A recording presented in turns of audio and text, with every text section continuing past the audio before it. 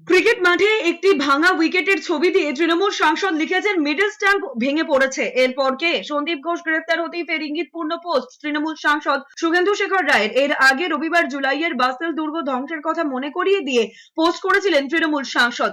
জুলাই 1789 বাস্তেল দুর্গ মাটিতে মিশিয়ে দিয়েছিল বিক্ষোভকারীরা। জন্ম হয়েছিল ঐতিহাসিক ফরাসি বিপ্লবের।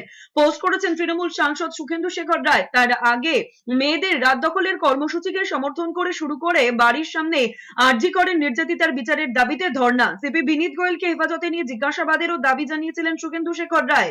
এদিকে সন্দীপ ঘোষের গ্রেফতারিতে কুণাল ঘোষ বলেছেন, এটা আইনের ব্যাপার, সিবিআই এর হাতে তদন্তভার রয়েছে। আর্থিক দুর্নীতির তদন্তের ক্ষেত্রে যদি গ্রেফতার হয়ে থাকে এ বিষয়ে দলের বক্তব্যের কোনো অবকাশই নেই। এই বিষয়ে সন্দীপ ঘোষের আইনজীবী বলবেন। এরপর দলের তরফে বলা হয়, সন্দীপ ঘোষ সম্পর্কে যা বলার কুণাল ঘোষ, অরূপ চক্রবর্তী, দেবাংশু ভট্টাচার্য, শশী পাঁজা, সাকেত গোখলেরা বলবেন।